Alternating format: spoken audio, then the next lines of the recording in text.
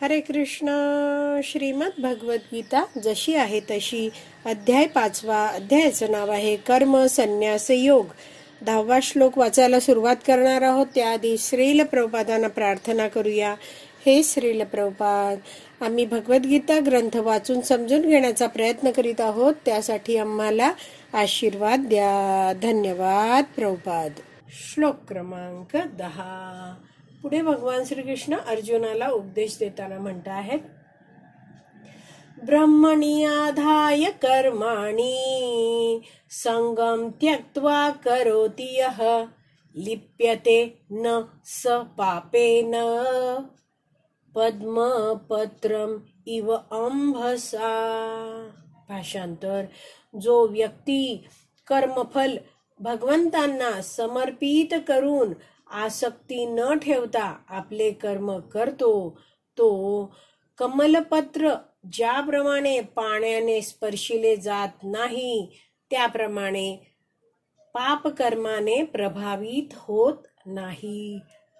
तर इथे भगवंत हा जो ज्याची चर्चा सुरू आहे, योगयुक्त मनुष्य, 7व्या श्लोकात पण सांगितलं, 8-9 मध्ये पण त्याची कार्याबद्दल सांगितलं. तर इथे उपमा देऊन भगवंत समजवतायत की तो कसा असतो, त्याची कार्य कशी असतात, तो कसा पापकर्माने प्रभावित होत नाही, हे सगळं भगवंत सांगता आहेत.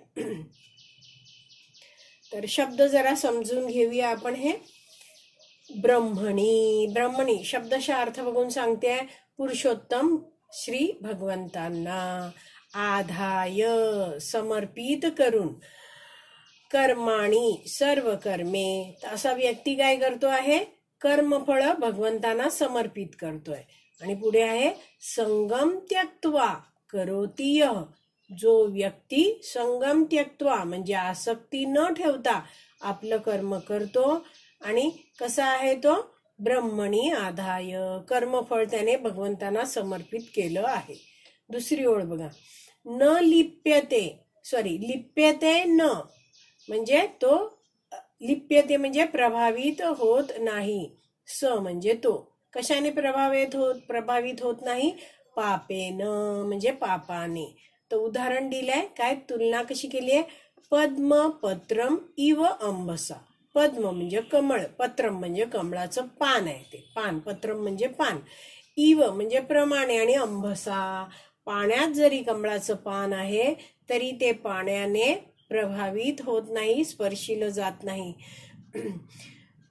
तर ही तुलना देऊन भगवान श्रीकृष्ण अर्जुनाला ह्या योगयुक्त मनुष्याबद्दल समजावत आहेत.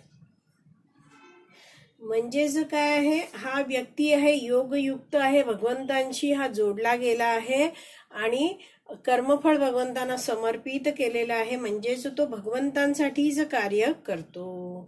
तर असं भगवंतांसाठी कार्य करतोय, आसक्ती नाहीये. आणि मग काय आहे, तो पापकर्माने प्रभावित होत नाही, त्याला कर्मफळ भोगावं लागत नाही. पण वैष्णवाचार्य समजवतात की सामान्यतः मनुष्याची वृत्ती काय आहे की मला सकाम कर्म करायचं आहे. तर सकाम कर्म म्हणजे काय, कोणत्या तरी फळाच्या अपेक्षेसहित केलेलं कर्म. तर जसं उदाहरण दिलं जातं की धन प्राप्ती करायची आहे मनुष्याला, तर त्यासाठी तो प्रचंड प्रयत्न करतो. मग अशा व्यक्तीला जर निष्काम भावनेने कर्म करायचे असते असं कोणी सांगितलं तर तो त्यासाठी फारसा उत्सुक नसतो. त्या मनुष्याला काय वाटतं की मी फुकट कसं काय काम करू, असं त्याला वाटत असतं. पण जेव्हा मनुष्य निष्काम भावनेत कर्म करतो, भगवंतांसाठी कर्म करतो, तेव्हा त्याचं हृदय जे आहे ते शुद्ध होत जातं आणि त्याची आध्यात्मिक प्रगती होत जाते. इथे जसं श्लोकात सांगितलंय ना की तो कर्मफळ भगवंतांना समर्पित करतो. तर भगवंतांना कर्मफळ समर्पित केल्यामुळे तो पाप कर्मामुळे प्रभावित होत नाही. तसं आपण कमळाचं पान बघतो, कमळाच्या पानावर जरी आपण पाणी टाकलं तरी काय आहे, पान ते ओलसर होत नाही, थोड्याने पाणी ते ओघळून जातं आणि पुन्हा कमळाचं पान होतं तसंच राहतं. तसाच हा व्यक्ती आहे, तो या कोणत्याही गोष्टीने प्रभावित होत नाही. तर श्रील बलदेव विद्याभूषण यांनी गीताभूषण टीका लिहिली आहे, ती वाचूया आणि जाणून घेऊया. 8 आणि 9 या श्लोकात उल्लेख केलेला व्यक्ती ज्या निरासक्त भावनेत कर्म करतो ते या 10व्या श्लोकात उदाहरण देऊन समजावलेलं आहे.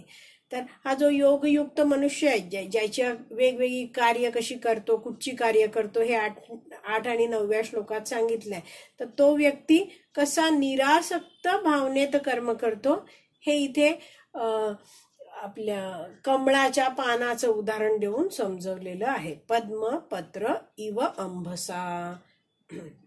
तर असा व्यक्ती आहे तो कसा आहे, संगम त्यक्त्वा. पहिल्या ओळीतले शब्द आहेत. म्हणजे हा व्यक्ती जाणतोय की हे सगळ्या गोष्टी ज्या आहेत त्या काय भगवान श्रीकृष्णांपासून आल्या आहेत, ते सगळ्यांचे माझे सुद्धा स्वामी आहेत. आणि म्हणून असा व्यक्ती जो आहे, ज्याला जो तत्वविद आहे, ज्याला हे सगळं ज्ञान आहे, जो भगवंतांना पूर्णपणे समर्पित आहे, तो कधीच कर्मफळाची आसक्ती ठेवत नाही किंवा स्वतःला कर्ता मानण्याची भावना पण ठेवत नाही. असे विचार तो कधीच आपल्या मनात ठेवत नाही. तो जाणतोय, काय जाणतोय, की ही माझी जी ज्ञानेंद्रिय आहेत ती इंद्रिय विषयांच्या संपर्कात येतात. म्हणजेच काय आहे, आपण हे जाणतो 5 ज्ञानेंद्रिय आहेत, डोळे, नाक, कान, जीभ आणि त्वचा. तर हे प्रत्येक ज्ञानेंद्रियाची इच्छा काय आहे, इंद्रिय विषयाशी संपर्क येणं. तर यासाठी फार सुरेखरित्या समजावतात वैष्णवाचार्य की डोळे आहेत आपले, तर ते एखादं रूप पाहू इच्छितात. तर आता आपण विचार करू शकतो की एखादा मनुष्य डोळ्यांनी एखादं रूप बघतो आहे, त्यावेळी त्याचं म्हणणं काय असतं की मी बघतो आहे, म्हणजे या डोळ्यांनी मी समोरचं जे रूप बघतोय त्याचा उपभोग घेतो आहे, असं असतं.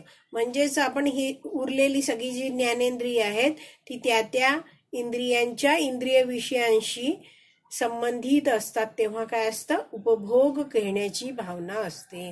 म्हणजे डोळे काहीतरी रूप बघून उपभोग घेऊ इच्छितात, कान काही शब्द ऐकून उपभोग घेऊ इच्छितात, नाकानी काही गंध घेण्याचा उपभोग घेतला जातो, जीभ आहे त्यांनी रस चाखला जातो पदार्थाचा, त्वचेने स्पर्शाचा अनुभव उपभोग घेतला जातो. तर व्यक्तीची इच्छा काय असते, भावना काय असते, की माझ्या ज्ञानेंद्रियांनी हे जे इंद्रिय विषय आहेत ते मी बघेन, आनंद घेईन, भोग घेईन. तर अशा ह्या सगळ्या वस्तू ज्या आहेत, इंद्रिय विषय आहेत, त्या वस्तू मला हव्या आहेत, मला त्या प्राप्त करायच्या आहेत. यासाठी सामान्य मनुष्य आहे तो प्रयत्नशील असतो, प्रयास करत असतो. आणि ह्यालाच म्हटलं जातं आसक्ती. म्हणजेच हा व्यक्ती आहे तो आसक्तीने कर्म करतो, फळाच्या आसक्तीने, आणि मग तो कर्मबंधनात अडकतो. म्हणजे ह्याचा भाव काय आहे, तो स्वतःला कर्ता म्हणत असतो की ही सगळी इंद्रियाची कार्य आहेत ती मी करतोय, मी सगळं बघणार, मी ऐकणार, मी वास घेणार, मी स्पर्श करणार, मी चव चाखणार आणि मी ते एन्जॉय करणार, मी उपभोग घेणार. अशी ही जी भोग भावना आहे, म्हणजेच इंद्रिय तृप्तीच्या इच्छेने केलेलं जे कार्य आहे, त्यामुळे काय आहे, अशी कार्य आहेत ती कर्मफळात अडकवतं. आणि मनुष्य अशी शारीरिक स्तरावर कार्य करत जातो तो आणखीन शारीरिक स्तरावर जगत राहतो. कारण ह्या इंद्रिय तृप्तीच्या इच्छा आहेत त्या आणखीन नव्या इंद्रिय तृप्तीच्या इच्छांना जन्म देतात. आज एक इंद्रिय तृप्ती केली आहे तर पुन्हा तशीच इंद्रिय तृप्ती पुढे करावी असं वाटायला लागतं. आता ज्या या 10व्या श्लोकात किंवा आधी 7, 8, 9 या श्लोकांमध्ये जी चर्चा चालली आहे तो व्यक्ती कोण आहे, दिव्य भावनायुक्त व्यक्ती आहे. तर तो पूर्णपणे आत्मा स्तरावर आहे. तर शरीराच्या ज्या काही क्रिया घडत असतात, कार्य घडत असतात, इंद्रिय काही कार्य करत असतात, म्हणजे त्याचे डोळे काही रूप बघत असतात, कानाने काही शब्द ऐकत असतात, नाकाने काही तो गंध घेत असतो, पण काय आहे, तो या इंद्रियांच्या कार्यांनी प्रभावित होत नाही. तो जाणतोय की मी आत्मा आहे, या शरीरापासून मी भिन्न आहे. जसं उदाहरण भगवंतानी दिलंय, पद्म पत्र इव अंभसा. तर कमळाच्या पानाप्रमाणे तो असतो, त्याच्यावर पाणी पडलं पानावर तरीही काय ते लगेच निघून जातं आणि पान त्या पाण्याने प्रभावित होत नाही, ओलं होत नाही. तसंच हा व्यक्ती आहे तो संगम त्यक्त्वा. पहिल्या ओळीतला शब्द आहे त्यानुसार आहे, म्हणजेच तो कर्मफळाची आसक्ती न ठेवता आपलं कर्तव्य म्हणून कर्म करत असतो आणि म्हणून तो पापकर्माने प्रभावित होत नाही, म्हणजेच त्याला कर्मफळ भोगावं लागत नाही. एवढं आपल्याला कळलं आहे. तर आपण आता तात्पर्य वाचूया, म्हणजे आपल्याला आणखीन हा श्लोक समजेल. तात्पर्य, या ठिकाणी ब्रह्मणी म्हणजेच कृष्ण भावना होय. पहिलाच शब्द आहे बघा, पुरुषोत्तम श्री भगवंतांना ब्रह्मणीचा अर्थ दिलाय. म्हणजेच हा व्यक्ती कसा आहे, कृष्ण भावना भावित आहे. म्हणजे त्याला ज्ञान आहे की मी भगवंतांचा अंश आहे, मी आत्मा आहे, जीवेर स्वरूप कृष्णेर नित्य दास आहे आणि मी हे भौतिक शरीर नाहीये. आता पुढे वाचूया. भौतिक जगत म्हणजे 3 प्राकृतिक गुणांचे एकत्रित प्रकटीकरण होय आणि याला पारिभाषिक शब्दात प्रधान म्हटले जाते. तर प्रभुपाद इथे थोडंसं डीप इथे तत्वज्ञान सांगतायत, ते थोडं जाणून घेऊया आपण. तर हे सगळं जे जगत आहे, भौतिक जगत, ह्याची निर्मिती कुठून होते, प्रधान तत्वातनं हे सगळं भौतिक जगत प्रकट होत असतं. तर प्रधान तत्वाबद्दल थोडीशी माहिती जाणून घेऊया. आपण आधीही जाणली होती की कारणदक्षही विष्णू आहेत, ज्यांना महाविष्णूही म्हटलं जातं. ते पहुडलेले असतात कारण समुद्रामध्ये. कारण नावाचा जो समुद्र आहे त्याच्यामध्ये ते पहुडलेत म्हणजे असे शेषशय्या आहे, त्याच्यावर ते निजलेले आहेत, योग निद्रेत आहेत. तर त्यांच्या जवळ काय आहे, प्रधान तत्व आहे. तर असे हे जे कारणदक्षही विष्णू आहेत ते काय करतात, हे जे प्रधान तत्व आहे त्याच्यावर दृष्टिक्षेप करतात. तर प्रधान तत्वामध्ये 3 गुण आहेत. भौतिक प्रकृतीची ही स्थिर अशी अवस्था आहे, अव्यक्त अवस्था आहे. प्रधान तत्व म्हणजे भौतिक प्रकृतीचे 3 गुण, सतोगुण, रजोगुण आणि तमोगुण, हे तिथे एकदम समान मात्रेत असतात. म्हणजेच काय आहे, आपण उदाहरण जाणू शकतो की आता जर मी तुम्हाला विचारलं की माताजी मला इडल्या करायच्या आहेत, तर प्रमाण काय घेऊ डाळ आणि तांदळाचं, तर मला सांगितलं जातं 1 कप उडीद डाळ घ्या आणि 3 कप तांदूळ घ्या. तर म्हणजे हे काय एकास 3 प्रमाण असं. तर हे उदाहरण घेऊन आपण जाणूया की हे जे प्रधान तत्व आहे त्यामध्ये हे प्रकृतीचे गुण आहेत ते एकास 1 असे समान असतात. 1:1:1 त्याला असं म्हटलं जातं. आणि असं हे जे अवस्था आहे प्रधान तत्वाची, त्याच्यावर कारणदक्षही विष्णू म्हणजेच महाविष्णू आहेत ते दृष्टिक्षेप टाकतात, म्हणजे दृष्टीपात करतात. तर दृष्टीपात करताना कालशक्ती आणि जीवशक्ती सहित ते दृष्टीपात करतात. तर असा हा दृष्टीपात प्रधान तत्वावर झाल्यामुळे हे जे प्रकृतीचे 3 गुण आहेत त्यांची हालचाल सुरू होते. याला म्हटलं जातं संस्कृतमध्ये क्षोभ होणं, इंग्रजीत म्हटलं जातं एजिटेशन होणं. म्हणजेच जसं बघा, आता काटा जर मला टोचला तर मी असं करते आणि आपल्याला आपण हालचाल करतो, तसेच हे गुण आहेत ते हालचाल करायला लागतात. आणि मग तिथे महत्त्व हे व्यक्त अवस्थेत प्रकट अवस्थेत येतं आणि हे जगत निर्मितीसाठी सगळ्या भौतिक घटकांचं तिथे प्रकटीकरण होतं. तर थोडक्यात आपण हे जाणलेलं आहे इथे प्रधान या शब्दाचा अर्थ. तर एक पुन्हा एकदा हे वाचते मी. भौतिक जगत म्हणजे 3 प्राकृतिक गुणांचे एकत्रित प्रकटीकरण आहे आणि याला पारिभाषिक शब्दात प्रधान म्हटलं जातं. म्हणजे त्या प्रधान तत्वात हे 3 गुण आहेत. ते क्षोभ होतो, हालचाल करतात, खालीवर होतात आणि तिकडे सगळी या भौतिक जगताच्या निर्मितीसाठी सगळे घटक आहेत ते प्रकट होतात. एवढं आपल्याला कळलेलं आहे. आता आपण पुढे वाचूया. वेद मंत्र सर्वम हि एतद ब्रह्म. मांडुक्य उपनिषद 2. तस्मात् एतद ब्रह्म नाम रूपमन्नम च जायते. मुंडक उपनिषद 1.2.10 आणि भगवद्गीतेतील 14.3 मम योनिर महद्ब्रह्म.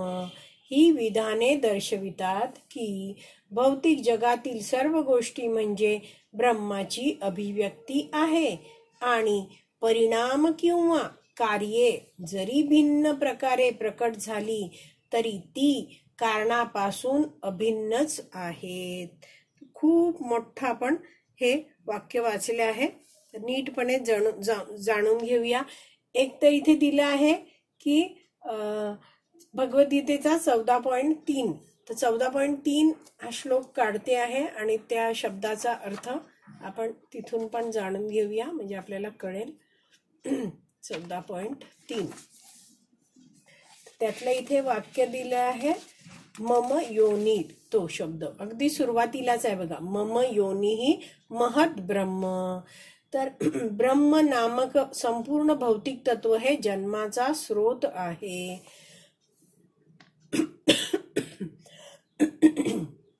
म्हणजेच भौतिक जगातील सर्व गोष्टी हे ब्रह्माची अभिव्यक्ती आहे. तर हे ब्रह्म म्हणजे काय, ब्रह्माची अभिव्यक्ती म्हणजे काय, हे सगळं नीटपणे जाणून घेऊया आपण. तर ब्रह्माची अभिव्यक्ती म्हणजे आत्ताच आपण चर्चा केली ना की ते प्रधान तत्वातून सगळं काही प्रकट होतं. ते सगळं ज्ञान म्हणजे ही ब्रह्माची अभिव्यक्ती म्हटलं जातं. म्हणजेच काय, प्रधान तत्वातनं सगळं काही प्रकट होतं. पुढचे शब्द इथे दिलाय बघा. आणि परिणाम किंवा कार्ये जरी भिन्न प्रकारे प्रकट झाली असली तरी ती कारणापासून अभिन्नच आहेत. तर हे 2 शब्द आहेत इथे, कार्य आणि कारण. हे संस्कृत शब्द आहेत, त्यांचा नीट अर्थ जाणून घेऊया. कारण म्हणजे काय, इंग्रजीत त्याला म्हणतात कॉज. तर कुठच्याही वस्तूचं काहीतरी कारण असतं म्हणजेच कॉज असतो. तर कारणाच्या प्रभावाला कार्य म्हणतात. ते एक उदाहरण देऊन हे वैष्णव आचार्य समजवतात की आपले माता पिता आहेत जे माझे आई बाबा, हे माझ्या या शरीराचे कारण आहेत आणि आपण म्हणजे मी आहे ती त्यांचं कार्य आहे. म्हणजे माझा जन्म कोणत्या कारणामुळे झाला, तर माझे माता पिता आहेत त्यामुळे मी जन्माला आले. तर मी उपस्थित असणं हे काय आहे, माझ्या आई बाबांचं कार्य आहे. आणि माझ्या या शरीराचं कारण कोण आहेत, माझे आई बाबा. असं आणखीन एक उदाहरण वैष्णवाचार्य देतात की कार्य म्हणजे काय आहे, रिझल्ट किंवा प्रभाव. तर लाकडाचं टेबल जसं माझ्या समोर आहे त्याच्यावर मी हा ग्रंथ ठेवला आहे भगवद्गीतेचा. तर इथे काय काय दिसतंय मला, हे लाकडाचं टेबल दिसत आहे. तर हे लाकडाचं टेबल म्हणजे कुठच्या वस्तूने बनवलं आहे असा मी प्रश्न विचारला तर हे लाकडापासून बनलेलं आहे. म्हणजे लाकूड काय आहे, ह्यातलं हे लाकूड आहे ते कारण आहे आणि बनलंय काय, कार्य काय घडलेलं आहे, तर ही वस्तू बनली आहे लाकडाचं टेबल. एवढं आपल्याला कळलं आहे. तर आपण आता पुढे जाऊया. हे तर माताजी हे समजलं ना तुम्हाला, टेबल आणि लाकूड हे उदाहरण. म्हणजे टेबल हे कार्य आहे आणि लाकूड हे कारण आहे. तर इथे आणखीन एक शब्द दिला आहे की हे परिणाम किंवा कार्य जरी भिन्न प्रकारे प्रकट झाली तरी ती कारणापासून अभिन्नच असतात. म्हणजेच काय आहे, लाकूड हे कारण आहे आणि लाकडापासून टेबल बनतं, खुर्ची बनते, म्हणजे भिन्न प्रकारे प्रकटीकरण होतात. म्हणजे टेबलाला एक विशिष्ट आकार असतो, खुर्चीला एक विशिष्ट आकार असतो, असं. पण इथे दिलंय कारणापासून ती अभिन्न आहेत. म्हणजेच काय आहेत, अभिन्न. भिन्न म्हणजे वेगळी, अभिन्न म्हणजे वेगळी नाहीत. म्हणजेच काय, टेबल आहे ते लाकडाचंच बनलंय, खुर्ची पण आहे ते लाकडाचीच बनली आहे. म्हणजेच कारण जे आहे ते आपल्या कार्यामध्ये असतंच. म्हणजे लाकूड आहे ते टेबलामध्ये आहेच. टेबल बनलं आहे तर त्याच्यामध्ये लाकूड हे असणारच आहे, असं हे सगळं इथे समजवलं आहे. म्हणजेच या भौतिक जगतात जी काही भौतिक प्रकटीकरणं दिसतात आपल्याला, जसं या जे मी तुम्हाला सांगितलं, प्रधान तत्वात अनेक सारी प्रकटीकरण होतात. त्याच्यामध्ये पंचमहाभूत, ज्ञानेंद्रिय, कर्मेंद्रिय हे सगळे घटक निर्माण होत आहेत. तर ते सगळे जे घटक आहेत ती भौतिक प्रकटीकरण आहेत आणि ती या जगतामध्ये दिसत आहेत, असं. तर या प्रकटीकरणामध्ये जे प्रधान तत्व आहे ते व्याप्त आहे असं सांगितलं जातं. म्हणजेच हा जो टेबल बनला आहे त्यात हे लाकूड आहे असं म्हटलं जातं. हे थोडंसं फिलॉसॉफी आहे, पण ह्या लाकूड आणि टेबल या उदाहरणाने मला वाटतं की तुम्हाला समजलं असेल. आज इथेच विराम देऊया. पुढच्या भागात उरलेला आपण तात्पर्य पूर्ण करणार आहोत. श्रीमद् भगवद्गीता की जय. श्रील प्रभुपाद की जय. हरी बोल.